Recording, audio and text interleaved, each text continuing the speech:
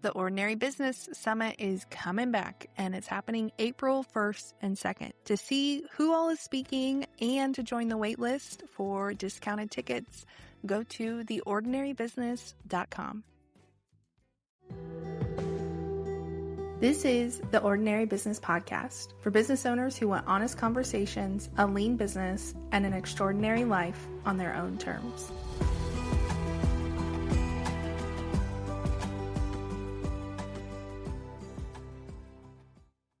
Maggie, I want to know, you do a lot of research on like scammy businesses, shady businesses in the online space.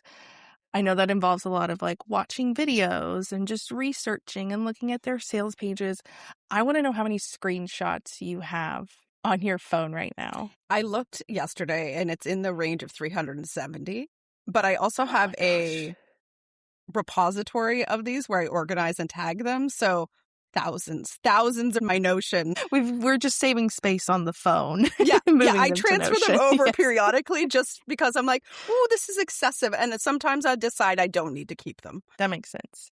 Okay, today we are talking about how you run your business and deal with ADHD and anxiety and all these kinds of things. But before we get into that, can you introduce yourself and tell us about what you do? Yeah, I'm Maggie. I am the creator of BS Free Business, and we work with solo and micro businesses to help them build a business that I call delightfully boring, so very much in line with the ordinary business, and really looking for ways to make the business peaceful, predictable, and profitable without all the drama, the hoopla. I have actually been in client services for 25 years, so like pretty much every one of my work days has always been working with clients, and I feel like service business owners get a lot of really, really bad advice, like just hire, or you need to raise your prices with no context, or just create more content. And it really messes with people. So I am on a mission to be a voice of reason. And I also co-host a podcast that you kind of mentioned off the top called Duped, The Dark Side of Online Business, which is really a consumer advocacy podcast where we are unpacking the business practices that are problematic and toxic and really helping people become better consumers. A lot of people love to call out the specific people doing things. That doesn't work because you chop off the head of one of those people and another person pops up. So we want to help people be more discerning. Yeah, if you guys resonate with Ordinary, you will love her work and her podcast as well. So switching to ADHD and kind of how that has shaped your business, I want to first talk about how having ADHD anxiety has helped shape the way that you approach client work and especially client deadlines. Yeah. So one of the things that, I was not diagnosed with anxiety and ADHD until 2019, but I've had a business since 2005. So I just developed a lot of boundaries and kind of rules and guidelines for myself to help myself manage, because I recognize where those sticky points were for me. And having been in client services, before even I started my business, I knew the things that would really stress me out. Deadlines, feedback. I hate getting feedback in a way that I cannot digest. So really learning what are those things? So I started putting policies in place for clients and writing it into the contract, writing it into the onboarding, where it was like, hey, you know what? I need all my feedback in a written way. Yes, we can have a conversation, but as a copywriter, I can't take line by line edits on the phone. That is not going to work for me. It makes me super anxious. I am not able to process the feedback in an auditory manner. So recognizing those things has been really essential to not just my client relationships, but my well-being in the business, because it's the whole thing that I know you talk about, Jess. I talk about a ton. If it's not working for you in the business, it's not working for you at all. I call it the real life rule. Please stop doing things in your business that are actually causing you a lot of, strife or friction or pain on a personal. And I think for neurodivergent people, that is really easy to fall into that pattern of people pleasing. Very, very easy. And I don't have ADHD. I feel like I'm right on the edge of it. But I do not process things through audio. If you're reading me a list of 10 things, I have forgotten half of them because Exactly. it just does not stick. And I have also had to have that boundary where like, no, we're not getting on a call to go through edits because first of all, editing a website while we're on a live call is going to take forever. We could be on a 4-hour call and I'm just going to forget things. Now, obviously, I know now there's like AI note takers and things that could help catch that, but I'm like, no, it is so much faster and easier if you just write this out. And also from the client's perspective, like a lot of times when you're taking feedback on creative work, they're just going to be like non-specific on a call or they're not really thinking about it. They're just like, well, I don't like this versus thinking Right. about like, why don't I like it? What would I like to see instead? Like, and this comes down to the whole thing in client service, right? Like the client needs to understand that they have a role to play. And part of that is giving feedback and like not just I don't like it or make it pop or whatever it is, Mhm. giving feedback that Mhm. is specific and thoughtful so that we can do our jobs in a way that actually is getting them to the goal. Yes, yes. And I actually have an email that's like, here's how to give feedback. I've been talking to my clients because I work one-on-one with a lot of service business owners, and they are now getting into a situation where clients don't know how to give them feedback, so they've started using AI. And that's Uh-huh. causing a lot of conversations about people. And I'm actively encouraging my clients. I've done it for myself, like putting things into the contract to the onboarding. Like, here's how we use and don't use AI. And like, if you want to give me feedback on a draft, that's great. But I want it coming from your brain, not what generative AI is spitting out and telling you is wrong with it, because it doesn't have all the context. Mm-mm, it sure does not. I would actually prefer the like, I don't know, I'm not sure. It's rather than like what ChatGPT or Claude thinks. I want to Absolutely. know what you are thinking. Okay, so something you and I had talked about as we were saying, getting ready for the podcast was like you at some point were like, "Oh, I don't want to I don't want to do these client edit calls." Can you walk us through, like, was there a particular call or moment that you're like, I cannot do this anymore? And then how did you shift things to get rid of that? Yeah. So I had a client, like a very long-standing corporate retainer client, and their VP of marketing was wonderful, but she loved to give all her feedback on press releases. And they did a lot of press releases at the time, line by line edits on the phone. And what I noticed the pattern is like you said, I would miss something. So I would send it back. She would get frustrated. I would be upset because I pride myself on the quality of my work. And it really created this pattern where it was just like, she was like, oh, Meg is screwed up again. And I'm like, no, what is actually going on here? So at that point, I was like, okay, had a conversation with her. I was like, this is not working. I need it. Like, just do it in the comments. If I need to clarify something with you, I will give you a call. And I started like working with all my clients in that way. And that worked really, really well for me to say, like, feedback is presented in this way. I will process it in this many days. I will come back to you if I have questions, like being really, really detailed. And I will tell you, not every client read it. But when they would turn around to do that type of feedback, I would say, actually, you know what? We don't need a call. Here's the process we're going to follow. And what was interesting, majority of clients would follow it. But then fast forward that, many years, and I had one client who was bound to determine, I remember it so clear, she was going to do this on a sales page. And she was very particular, very unclear, might I say. So she wanted to like get my time and attention. And you know what? Sometimes clients really are just needy in that way. And I probably should not have worked with her in hindsight, but hindsight is 2020. And I ended up having an interaction with her where I was like, listen, you need to, we can't get on the phone. Like, I've made an exception to this point. We need to do this in writing. And I explained, like, I gave her the context. I said, I'm basically, I don't need to divulge this to you, but I want to give you the reasons. And I said, I cannot process the feedback in this format. You are not going to be happy with the outcome. In my experience, here's what we need to do. Well, she did not like that because she turned around and said, well, Maggie, I can't give you the feedback in written format. It doesn't work for me. So we had reached a stalemate, and she was bound to determine I was going to bend, and I was anyone who knows me that knows like when I've got to that point, I am not going to bend. I am very accommodating with clients, but like if I've stated a boundary, we are not going to push past that. So that all took a turn, which involved in ending the contract because she was like, well, if you can't do this, I'm going to have to let you go. And I was like, that's fine. Bye. The Ordinary Business Summit is coming back, and it's happening April 1st and 2nd. To see who all is speaking and to join the wait list for discounted tickets, go to theordinarybusiness.com.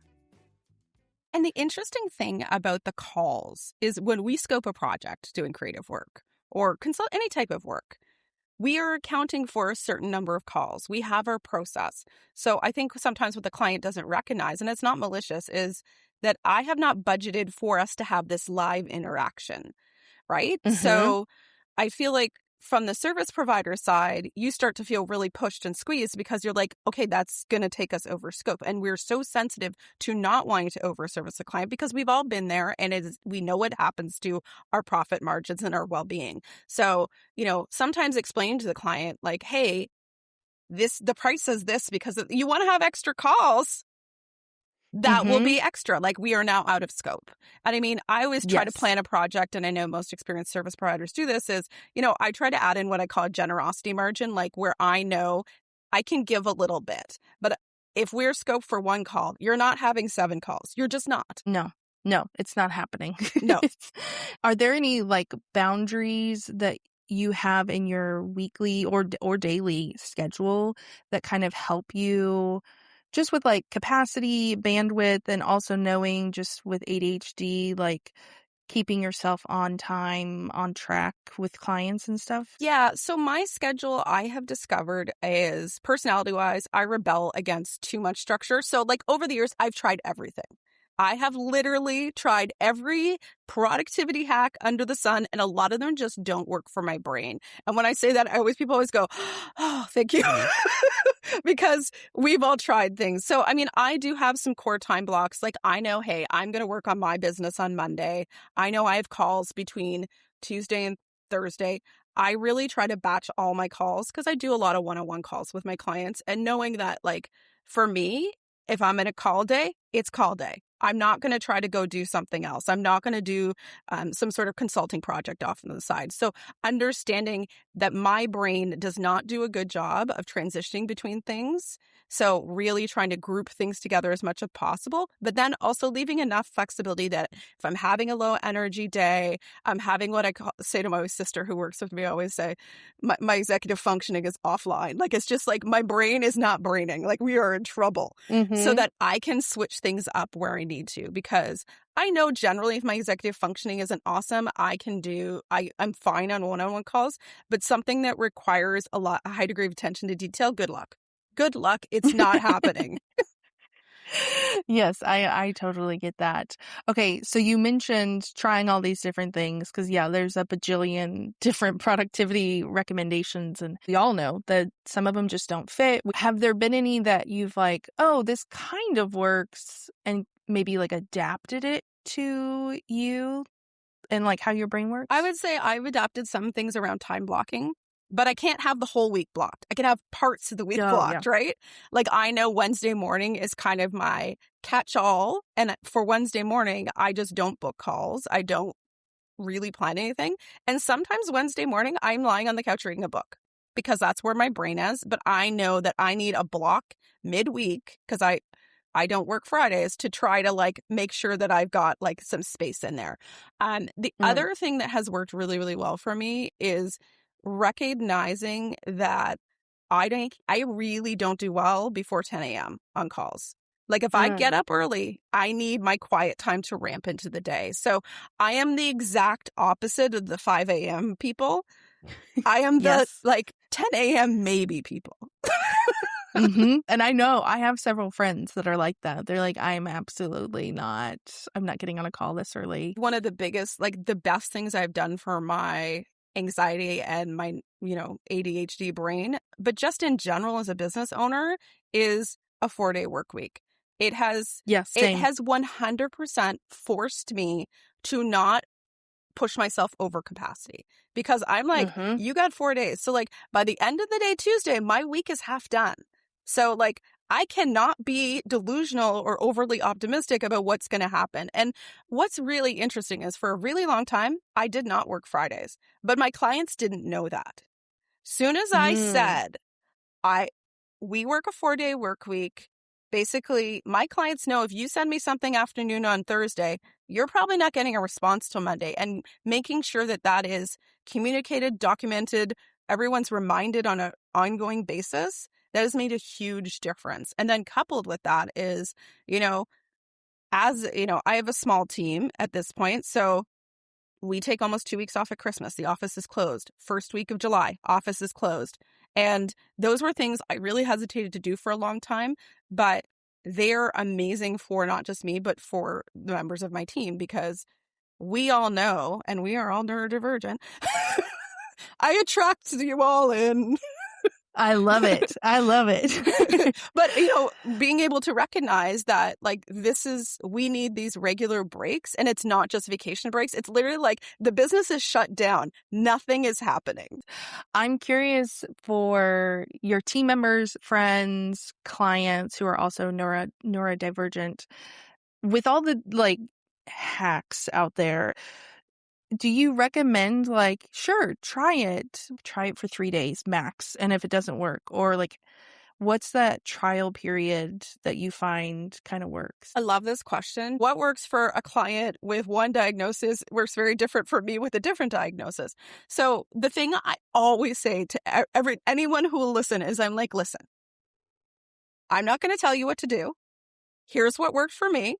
Might not work for you, but I'm going to encourage you to experiment and recognize what are the conditions that work for your brain. And this comes up a lot with clients. They're like, oh, I want a different project management tool. And I'm like, okay, I want you to like go through them, identify 2 or 3, commit to playing with them for a week. And the biggest thing is like, do you feel this constant friction with it? Because Mm. I don't care if ClickUp or Asana looks cool. If your brain literally gets in there and goes, nope, that's what my brain does with Asana. Like, I'm like, no, thank you. Absolutely not. You could not pay me to use this. And it's not because it's bad. It's because my brain just doesn't jive with it. Mm-hmm. So I feel like whether it's a productivity app, a tool, any type of system is recognizing for you like what you actually need to support you in the work you do. And that may look very, very different than what your best business friend or someone in your, another group you're in looks like.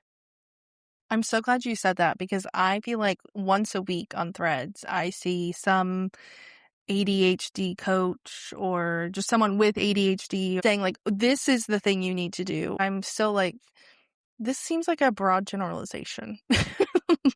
Like from what I know from friends that have it, my husband has it, like, again, everyone works differently. Yeah. And I get if it was one thing to say like, oh, I have found that this really works for me, I would suggest to the others try it, but it's social media. And so of course there's just like, this is the way to do it. Yeah, I feel like I personally think that ADHD coaching is got a place, but I do feel like in the productivity ADHD coaching space, there's a lot of people who have no business recommending these things because they're speaking in absolutes from their experience. They're like, this is the routine that changed everything. And it's like, no, that's the routine that worked for you at this stage of life with these parameters, with these resources that you have, financial, time, or otherwise, as well as your specific breed of whatever is going on in your brain. So as much as we, talk about the online business advice and the business advice that is very general, it is absolutely the same in all these other realms from productivity to ADHD. Yes, agreed. Well, thank you so much for just sharing a little bit of your story and just how you kind of work and adapt things in your own business. Hopefully this gave some listeners a few ideas of things to tweak or gave them permission to stop doing those extra calls. Yeah, please don't do it. Don't do it. Where can we connect with you online and learn more? So you're listening to a podcast. So I always like to recommend two things. Is I have a private podcast called the BS Free Briefing, which is really like an audio diary of what I'm seeing working and not working for service businesses, because I'm behind the scenes of a lot of businesses. So I just did an episode like, why are we always online? Like, I don't think our businesses are working for us the way we want them to. Like, we started lifestyle businesses. What are we doing? So that is at bsfreebusiness.com/briefing. And then there's just my main podcast called Staying Solo, which is everywhere you listen to podcasts. Awesome. I will link that in the show notes. But thank you again for being here. Thanks so much, Jess.